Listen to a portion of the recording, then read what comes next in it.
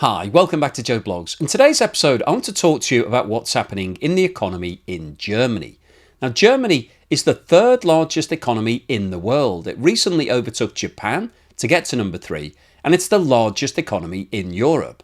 But unfortunately, the German economy has been in recession since the end of 2023. And in 2021, when they held their last elections, no one party gained outright control, and so they've had what's known as a coalition government, whereby a number of different parties have to team up in order to get enough votes to get things approved. But unfortunately, the parties who've been ruling Germany for the last 3 years haven't really been getting on that well, and the Chancellor Olaf Scholz recently announced that he's had to fire the finance minister. Ladies and gentlemen, I have just asked the President for the dismissal of the finance minister. I feel forced to take this step in order to avert damage from our country. Too many times did Finance Minister Lindner block laws irrelevantly. Too many times did he act to serve his clientele and party. There is no basis of trust for further cooperation. This way, serious government work is impossible.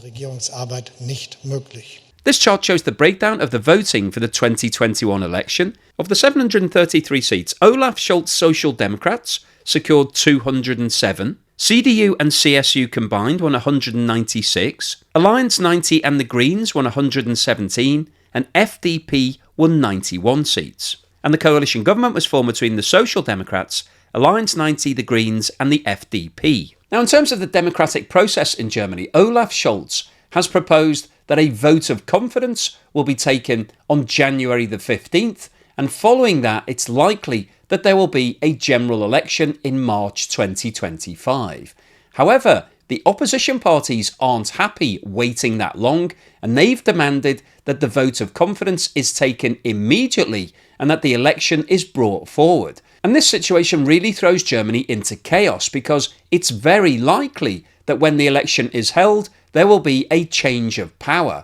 Nobody's very happy with the existing ruling situation, and there is a strong possibility that CDU, who've been out of power during the coalition government, will get the most votes and therefore be able to form the new government. So in the interim, it's very unlikely that Germany will be able to agree anything. And one of the things that Olaf Scholz has tried to get through recently is an approval to increase the amount of aid that's being given to Ukraine. Now, as I said at the start of today's video, Germany is the third largest economy in the world and has been in recession for more than 12 months. This chart shows the quarterly reported 12-month GDP figures for Germany.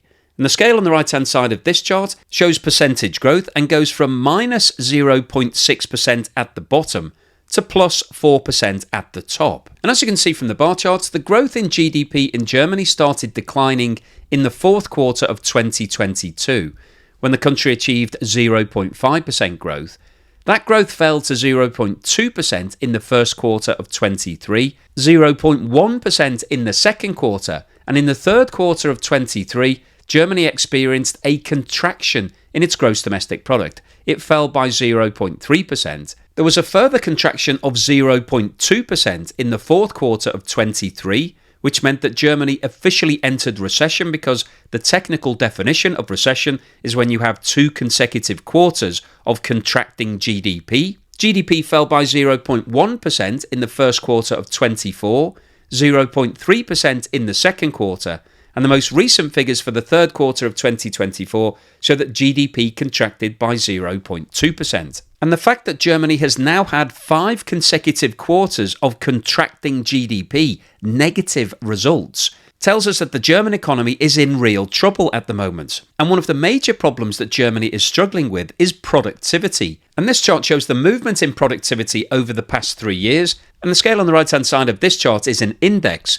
And as you can see, since January 2022, just before Russia invaded Ukraine, there has been a constant and consistent decline in productivity. And the current levels of productivity are some of the lowest that Germany have seen at any point in the last 25 years. And this chart shows what's been happening with unemployment in Germany over the past 3 years. And what this shows is that over the past 2.5 years, since May 2022, there has been a consistent increase in the level of unemployment. And the current level of 6.1% is the worst that Germany has seen since the COVID-19 pandemic.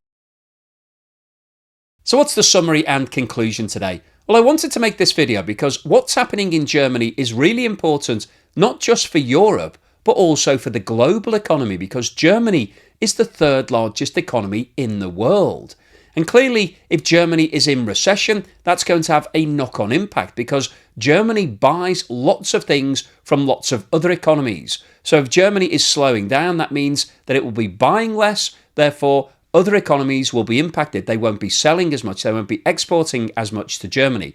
But also in terms of what's happening in global politics, Germany is one of the biggest supporters of Ukraine. It's been providing lots of direct aid alongside all of the other countries.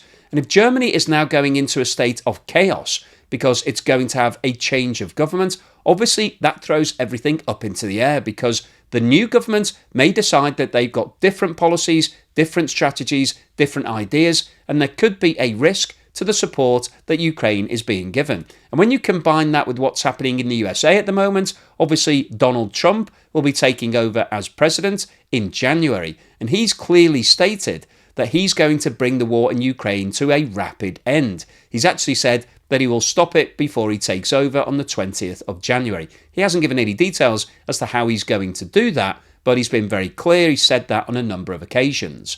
So we've got a situation where the USA potentially could be changing its focus in terms of the war in Ukraine. We may have a change of government in Germany. In fact, it's very likely that we will. We've also had a change of government in the UK recently. And there's also a possibility that France, which is the third largest economy in Europe, is also likely to change its government at some point in the near future. So we've got a state of chaos in terms of what's going on politically. There's a lot of change happening right now. And that puts a big question mark over the continued support for Ukraine. And there is a potential here that something could happen. This could be the catalyst that either brings the war to an end or ramps it up if President Putin sees this as an opportunity to do something else. So in today's video, I wanted to provide you with a quick update as to what's happening in Germany because I think it's good to know what's going on politically when there's going to be a change of government. But also, the situation in Germany is quite serious at the moment. The economy isn't doing well, and it's going to be very difficult to be able to turn that around. And that will have a knock-on impact to the global economy, but also from a political perspective, Germany remains a big player. So whoever takes over as the leader of Germany will have a big amount of influence in terms of what happens in Europe and what happens in the war in Ukraine. So I'll keep you posted as soon as there's any further news and developments on this situation that I think are interesting. So hopefully you've enjoyed today's video, you found it useful, informative and thought-provoking. If you've liked what I've said, then please give me a thumbs up. Thank you for watching this video all the way through to the end, and here's something to put a smile on your face.